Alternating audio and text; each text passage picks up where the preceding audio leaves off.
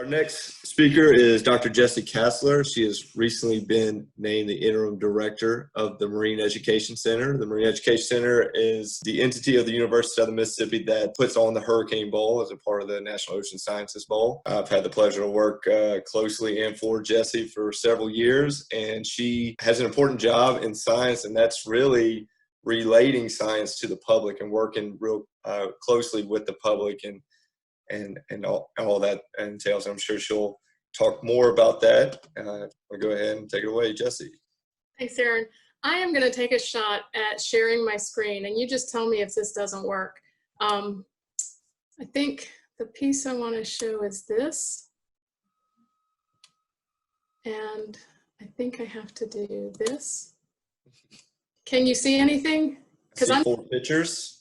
Yeah, that's it. That's all I want you to see is 4 pictures. It doesn't have background or outlines or anything. That's just a slide, right? Okay. All right. So I am the Interim Director of the Marine Education Center of the School of Ocean Science and Engineering at the Gulf Coast Research Lab in Ocean Springs, Mississippi. But what I really am is an informal science educator. And what that means is that I teach, and I am not a classroom teacher. So I teach people who, in most cases, want to learn what I have to share. So I am very fortunate. This is pretty awesome when it comes right down to it, because I get to work with the people who are on this call, and they're doing fascinating and exciting things. And I don't have to do those things all the time. I can dip into Layla's job, and I can dip into Alan's job, and I can dip into Rich's job. And I do. and then I get to work with all these lovely people, and that's who you see on the slide is different audiences that I work with. So my goal is that people will understand how the ocean works, and specifically that people will understand how the process of science works so that we can learn more about how the ocean works. And my work is very much in demand because of environmental challenges, because many of the environmental challenges that we face are caused by human actions. So when I started doing this work, which was a very long time ago, back in the old days before you guys were born, it was really obvious to everybody that the way we make people change their behavior is that we tell them what they should do differently and why they should do it that way. So all we have to do is explain how the ocean works and what they can do to avoid some of these unintended consequences. So for example, we understand that the Mississippi River deposits sediment at the end of the river. Everybody knows that. We know that there's a cycle of sedimentation, but when the river changes its course, then the wetland begins to erode. But that over thousands of years, the Mississippi River has built this huge delta. Well, over a period of time, we began to realize beyond that, that some of the things we were doing were causing wetland loss, and very rapid wetland loss in Louisiana. And so we figured when I started doing this work 20 years ago, we thought it was going to be very important that we should tell people that canals, dredging a canal through the wetland would be all that we would need to do to get people to stop dredging canals through the wetland. And it turns out that's not really how science education works. You have to, if you want to encourage people to change their behaviors, you have to start giving them reasons why they care about these things.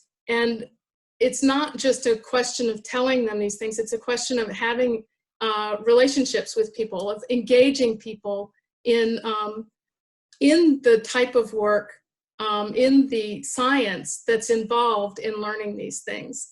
So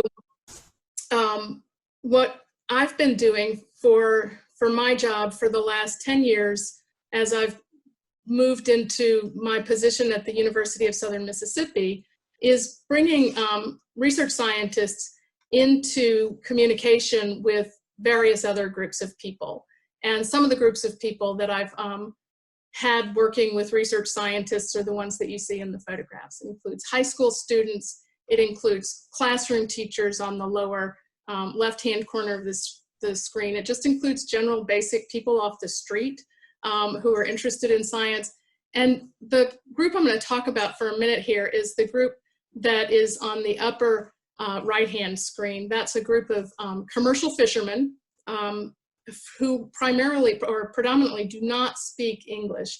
These are people that I have no language in common with. So I have a translator, an interpreter that I work with, and she talks to them in Vietnamese and she talks to me in English. And these are the people who live in coastal Mississippi, who go out and they fish for shrimp, they fish for oysters, and they fish for blue crabs. And this community was just devastated by Hurricane Katrina. This community was then devastated 5 years later by Deepwater Horizon oil spill. And since 2011, they continue to be devastated by introductions of fresh water into areas where their oyster reefs were living. They were devastated last year by the historic flooding on the Mississippi River. And this community is largely not very receptive to understanding how management decisions are made about the resources that are so important to them.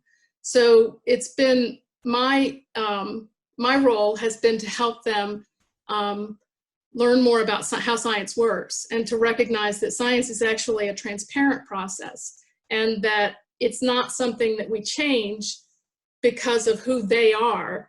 Science just works through processes of repetition, of asking questions, of collecting data to answer it. And the process is transparent and it's done by people who are all getting the same answers. And that's how we know what decisions to make in a specific, or we use that information to make decisions in a specific case. So this particular group of people, like many others, doesn't trust that process. And me going out and telling them, here's the process, you should trust us, doesn't work. I tried that, I really did. And I got all sorts of really, really strong questions when I started talking to them about completely unrelated things in most cases.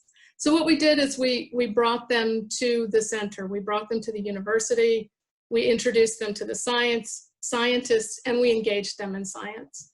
So I won't go into the details of that project greatly, but the idea is that if you want to change how people act, you have to talk to them. You have to talk to them and teach them stuff, but you also have to listen to what they have to say. And you have to work with them and bring them into the process. And so what I've been able to do in the past 5 or 7 years, actually, that I've worked with this group, is we've really begun to build a process of trust where this particular small group of people has more trust in how science works. And so for me, that's just a lot of fun. And so the point, I guess, of my work is that I get to work with these scientists, and then I also get to work with these other groups of people. And you can see there's a bunch of different groups of people. And through that process, I feel like I'm making a difference in what science is able to accomplish because people are able to trust it better. But I also get to have a huge amount of good times learning, who these people are. These are people I would never meet walking down my street necessarily. And many of them, are the scientists themselves. The scientists, of course, have a reason for me to do this work. And so they invite me to participate in their work and teach others about what they're doing. And so this is just kind of a really neat situation. I get to hear what Alan's doing up in the Arctic and what Layla's doing at the bottom of the sea.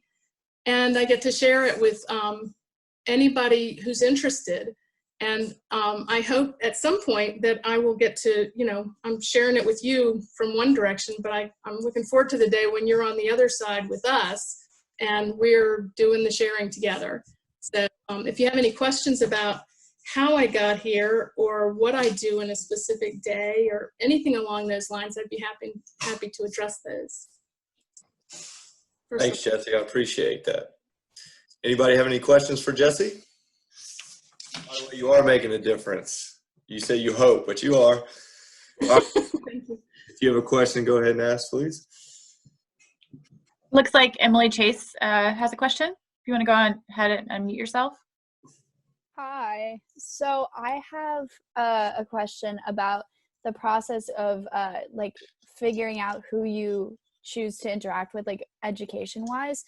Like, do you travel to the places where the environment is most affected by human activity, or do you stay mainly based in the Gulf Coast and just find people who are interested, or how does that work?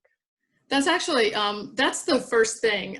So when I start working on, I have a project that just means I stand here and I'll talk to anybody who comes to my facility. Seriously, you got to watch out. When you walk into my building, I'm gonna start talking. So you got to be careful about that.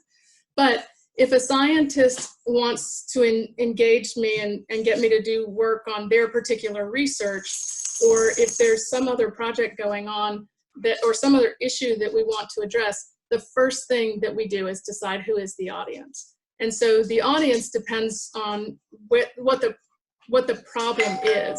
Sorry, I could tell you what that is, but we don't need to go there. So yeah, we have to work on who the audience is, and many times it is local. So in this case with the fishermen, we're looking at a very local question. But many times also what I've learned, and this is true particularly after Hurricane Katrina. So 2005, this whole area was devastated.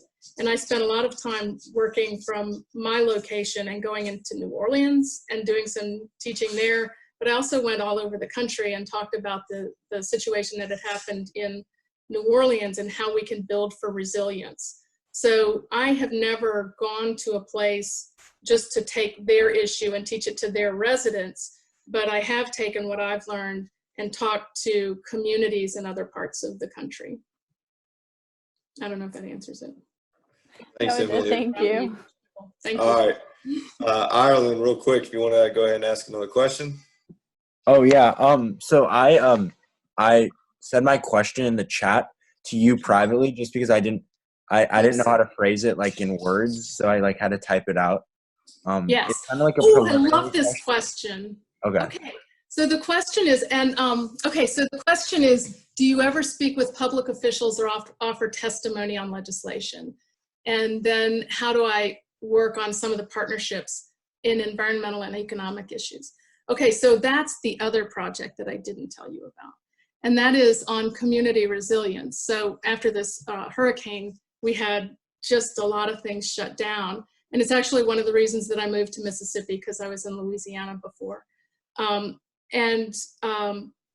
One of the projects that Aaron and I actually started working on together involves high school students and brings them into relationships, into communication, and coordinating some projects and doing some work that is judged by our local community professionals who are engaged in floodplain management and planning and zoning and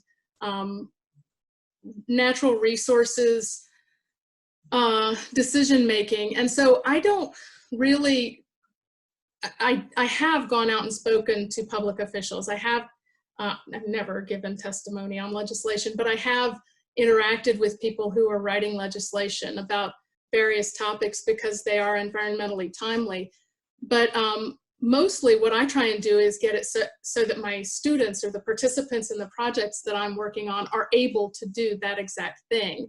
And in the case of this high school project, it's just a lot of fun because we've built in the interaction between the students and the people who are in those professional roles, so that maybe the students will take those professional roles in the future and they'll be well prepared to do so. That's a great question. I was wondering if you were going to ask me, Ireland. Thank you for asking a good question. Yeah, Good question. And thank you, Dr. Jessie Kastler, for joining us tonight. All right, bye-bye.